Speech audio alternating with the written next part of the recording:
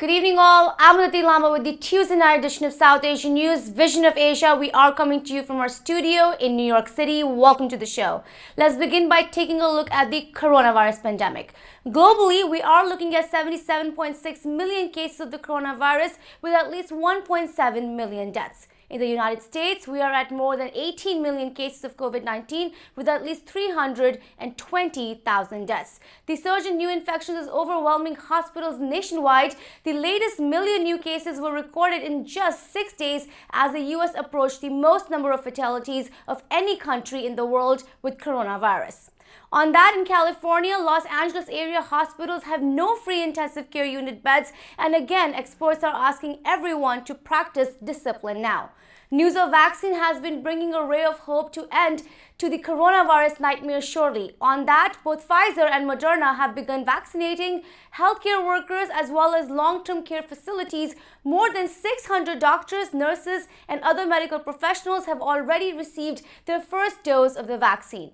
Some of the nation's top healthcare officials today have also received their first dose of the COVID-19 vaccine alongside doctors and nurses. Amongst the officials was Dr. Anthony Fauci, nation's leading infectious disease expert, who encouraged everyone to get vaccinated so we have a veil of protection over this country that would end this pandemic.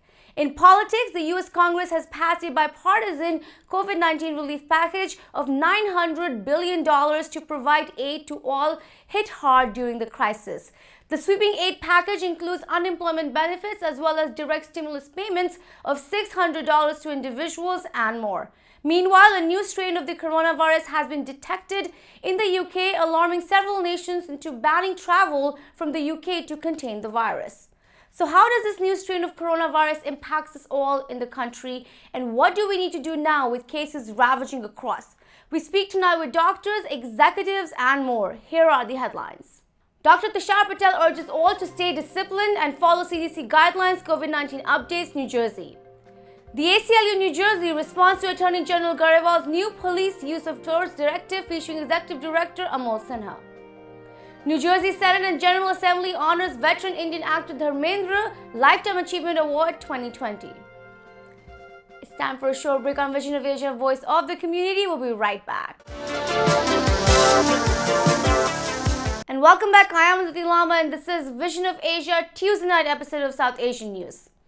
Let's begin by taking a look at the coronavirus pandemic's measures and updates. Today, the nation's top healthcare officials received their first dose of the COVID-19 vaccine alongside doctors and nurses at the National Institutes of Health, NIH, in a public bid to drum up public support for inoculations. This included leading infectious disease expert Dr. Anthony Fauci, along with NIH Director Francis Collins, who said, "Bring it on," as he got his shot of the vaccine. Both Pfizer and Moderna vaccines are on a rollout, with currently the focus on inoculating healthcare workers and long-term care facilities. Meanwhile, reports of a new highly transmissible variant of the coronavirus are coming from the United Kingdom, which has prompted a pre-Christmas lockdown and has caused dozens of countries to close their borders to British travelers this week.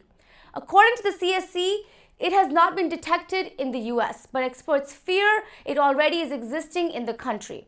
Both Moderna and Pfizer and BioNTech are scrambling to test their shots against this variant, but have expressed confidence in their vaccines. So what do we need to know about these vaccines, and how will the new virus variant impact us? We spoke to Dr. Tushar Patel. Urging all to stay put and disciplined, Dr. Tushar Patel asked all to not have COVID fatigue and follow CDC guidelines. Here is a part of the conversation. I'd like to start this interview by saying some numbers that are coming in today. We are at 18.1 million cases of COVID-19 in this country with 320,000 deaths. My question to you is, why are these cases ravaging across the country right now? Why can we really curb this disease as we're speaking? So Aditi, we are in the final stage of this pandemic. We are in the home stretch. People are so relaxed now because they are thinking the vaccine is here and they are all protected because they will get the vaccine. However, we have a long way to go before everyone else is vaccinated. So we still need to do the public health recommendations. We need to follow the guidelines from the public health officials, make sure we are safe right now between now and March, April timeframe. And right now we just need to follow that social distancing guidelines, wearing the face mask, avoid public places. Those steps are still required right now. It's only about 600,000 people vaccinated in this country. We have a long way to go. And if we don't do that, I suspect we will have many more deaths between now and April. Yeah, it's quite a sober number that keeps on coming in. I want to ask you a little bit more about these ravaging cases before we go into the vaccine, because I have a lot of questions on that too. Should we, in New York, which was the epicenter earlier this year, be worried about these ravaging cases? Could we become the epicenter again? Fortunately, all the metropolitan cities are at high risk. We need to take all the precautions right now to avoid that surge we had back in April and May. And New York is the prime example of that. We should take all the precautions right now. Like the new virus strain, mutated virus strain happening in UK and other countries, I think we need to take some precautions right now. Yes, for sure. What would you say has been the impact of 9 months of COVID-19 treatments on the healthcare workers who are now getting the vaccine? I think they are relieved right now. The healthcare workers, they think themselves as blessed right now, because I think they are now a little more confident that they will not catch the virus. And they will be more confident in treating the patients. They will not have that fear. And I think all the healthcare workers should take their vaccine as soon as it's become available, all the frontline workers next. And I think if we do that in a systematic manner, I think we have definitely the light at the end of the tunnel coming for sure. And in terms of just looking at the hospital needs, doctor, do we have enough PPE supplies, ventilators and beds right now? I know certain areas of the country are at capacity in their hospitals. What insight could you give us on that? So ICU beds are at definitely a problem in few states. ICU beds are scarcity in many states right now. And I think as far as the PPE goes, we do have enough PPEs. We do have enough supplies. We are more prepared than before. But like what happened during the Thanksgiving holidays, a lot of cases happened because of the travel during the Thanksgiving. Same thing will happen again if people continue to travel during the Christmas time, and we will have some scarcity of the bed as well as some supplies. Now in exciting news, veteran and renowned Indian actor Dharmendra recently was honored with a Lifetime Achievement Award by the state of New Jersey in a virtual ceremony. The joint resolution passed by the state Senate and the General Assembly saw both houses approve the resolution for the actor's immense contribution to Indian film industry across 300 movies in which he has appeared. The award recognized Dharmendra's international appeal through tens of millions of his fans around the world. Presented by Bollywood Insider, the virtual ceremony saw New Jersey Senator Michael Doherty, along with Indian Consul General to New York Randir Jaiswal, Assemblyman Upendra Chivukala, and ITV Gold Parikh World Media's chairman Dr. Sudhir Parikh. Thanking all, Dharmendra said that he was extremely happy with this honor and proud to receive a one-of-a-kind award. Here is the story. So let me first welcome our honorary and chief guest, Dharmendra ji, on this special occasion. Dharmendra ji, welcome. Welcome to this very special, first of its kind, first time that an American legislature is conferring this award to an Indian actor. Good morning, America. Love you all. Those who are watching me, listening me right now. Balaji, your knowledge is so vast about the film industry, about the whole world. I think I'm a KG student. I'm pleased to present to you the Senator of the state of New Jersey, the Honorable Michael Doherty. Okay, well, thank you, and happy 85th birthday, Dharmendra ji. It's quite an honor to participate, and my good friend Varinder the publisher of the Bollywood Insider, asked me to work with my colleagues in the New Jersey legislature to obtain a joint resolution to recognize all of your great achievements. And I'm happy to report that you have unanimous support from all 40 senators and all 80 members of the General Assembly to recognize your tremendous accomplishments over the years. And yeah, I did look at some of your movies with my wife. We were quite impressed. I know that you've achieved Lifetime Achievement Awards, recognized as a great actor, nominated, I believe, 4 times as Best Actor. I was really intrigued to learn that you're going to be working on a project with your 3 generations of your family, 2 of your sons and your grandson. And who wouldn't want to be recognized as one of the most handsome men in the world, as you were? So we're all very envious. So happy birthday. And it's my great honor to present to you a joint resolution from the New Jersey State Senate and the General Assembly. Dear Michael, extremely happy to see you right now, and very happy that Mother America has given place to Indian like their own children. They're enjoying. So to me, I can say it's Mother America is also our mother. Yes. So on behalf of the Senate and the General Assembly, we'd like to present this joint legislative resolution to Dharmendra ji. And it states, whereas the New Jersey legislature is pleased to salute Dharam Singh Deol, a highly esteemed member of the Bollywood fraternity, upon the felicitous occasion of his 85th birthday, being organized by Bollywood Insider, a premier publication of Hindi cinema in the United States. For blessing me or honoring me with this lovely degree, whatever, the lifetime achievement, whatever you're giving me, I'm grateful to you all. Thank you so much, and it is very encouraging, and I still keep going with this kind of love and respect from you all. And I pray for you all to be always together, live to the democracy in USA and our mother India. So it's the biggest democracy here, same there. So we are brothers also in that respect also. A very happy 85th birthday to you. Thank you so much. Thanks a lot. Our warmest wishes to you from the consulate family and on behalf of the government of India from here in New York. Thank you so much. You has been a source of inspiration, source of energy, source of entertainment for generations of Indians. And I can attest to this, Senator Doherty, even though I don't belong to his generation, but in my generation, and even in my daughter's generation, who are just 16 and 18, people still remember him. People still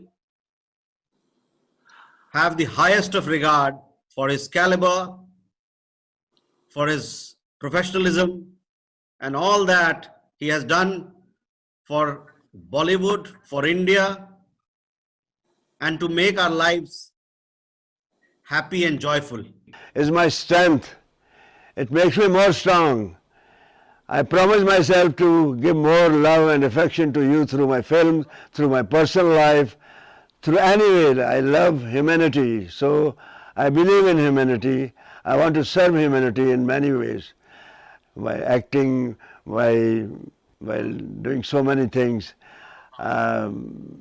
आपको whatever the way you like me, लोग कहते हैं कि मैं प्रेरणा हूँ लोगों के लिए, and मुझे खुशी होती है कि लोग मुझे देख के कुछ अच्छा लगता है उनको, तो मैं I keep telling them about myself, so that सबको एक energy मिलनी चाहिए. We get from each other only. Nobody can give us.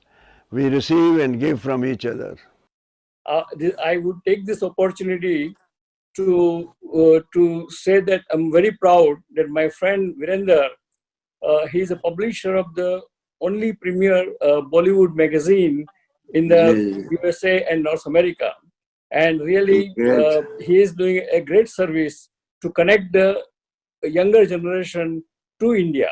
And my heads off to the Virendra Balla, Mrs. Balla, and the whole team.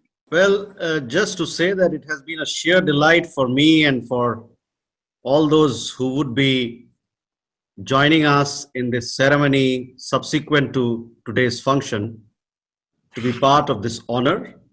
It is an honor on our very dear Dharmendra Saab, a great son of India, a great icon of India.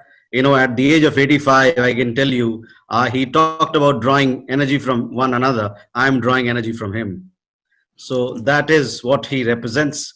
And he is a timeless hero for us, you know, not just Balla Saab, your generation, my generation, and even my daughters. Well, my dear friends, I'm extremely happy with this honor, and I'm thankful, grateful to you all.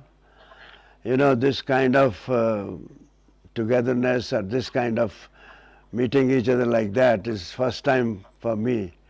For me, this is all new, but still you made it, Balaji, and I am seeing all the big personalities, great people. So I'm also very happy to see them. I think today we should promise to serve humanity the way, as the best way we can do. Let's serve the humanity. I love you all. I can't speak much in few words. I have told you what my real feeling is. Time for the short break on Vision of Asia, Voice of the Community. We'll be right back.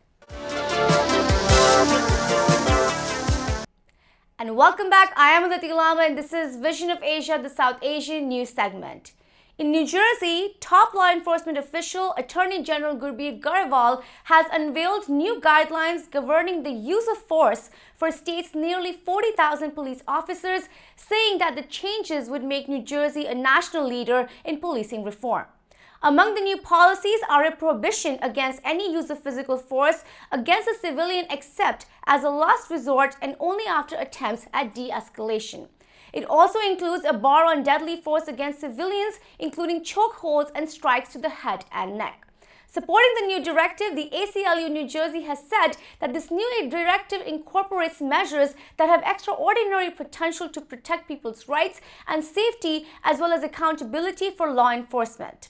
We spoke with ACLU New Jersey Executive Director Amol Sinha on this and the impact of incarceration on Black and brown communities. Here is Amol Sinha. You know, when we're talking about the prison system and we're talking about like reforms, especially what is needed to truly solve this huge issue of incarceration and also the impact on the brown and Black communities. So Attorney General Grewal has come out with this huge, ambitious police reform bill. And I know the ACLU New Jersey is supporting it. I would like to know why and what are the key factors that are truly important in that reform that we should know about? So the Attorney General came out with a police directive, which governs the way force is used in interactions between law enforcement and the community. And this use of force directive is essentially it's actually very good. It takes steps to ensure, from a broad framework perspective, that we value human life. I know that's easy to say, but so often we see police interactions go so badly in which people end up hurt or dead. And this takes steps to reframe the narrative. And what it does is it says, regardless of who you're encountering as a police officer, if you're encountering a victim of a crime or a witness of a crime, and yes, even a suspect of a crime, you have to treat them with the same degree of dignity and humanity. And force, physical force, should only be used as a measure of absolute last resort. There's an emphasis on de-escalating situations rather than escalating them by the use of force. So we want to use other tactics, talking to people, figuring out how we can get to a solution without having to use force and potentially escalate and lose life. There are things in the policy that are really good. It talks about making sure that we see what the constitutional floor is, right? Like making sure that we understand what the law allows, but then going beyond that and allowing for a better standard where New Jersey can practice a new version of constitutional policing and make sure that we are taking steps to be the best we can be in our policing. But I will say this, policy on paper is one thing, right? Policy in practice is another. And we want to make sure that the directive, as good as it might be, is implemented effectively, and that every law enforcement agency in the state follows it, both in letter and in spirit. And that means that we should be seeing far less uses of force across the state. One of the good things about the Attorney General's directive is the power of the Attorney General itself. So the Office of the Attorney General in New Jersey is one of the most powerful AG offices in the state, in the country, and that's because as the top prosecutor and the top police officer or law enforcement officer in the state, the Attorney General has the power to issue binding directives to every law enforcement agency in the state. So we don't have to go, municipality by municipality or county by county. The Attorney General can speak and be the final word, and have uniformity across the state on how force is to be used and when it's to be used. And what I also found interesting about this was also the fact that police can intervene while the situation is happening. And that perhaps could have saved someone like George Floyd, this year. How are you looking at that? I think it's very important. Police in this policy have a duty to intervene when they see, force being used by another officer that's inappropriate, and that's incredibly important. You're right. We could have saved some lives if officers had the obligation to and the ability to intervene and stop the application of force against certain individuals in our history. And yes, George Floyd comes to mind. There were 4 officers just standing around while the one officer had his knee on George Floyd's neck that ultimately killed him. And that was unacceptable then. It should have been unacceptable forever, even without a policy to explain it. But now that we have it in paper in New Jersey, hopefully we won't see incidents like that happening in our state. Well, this wraps the first show for the night. Please send us your suggestions and get your voices and organizations on our show. Email us on events@itvgold.com or follow us on Facebook @itvgold. You can also subscribe to our YouTube channel to watch many of our popular shows for free. Thank you for joining us tonight from Queens, New York. This is Vision of Asia, and I am Aditi Lamba. Take care and be well.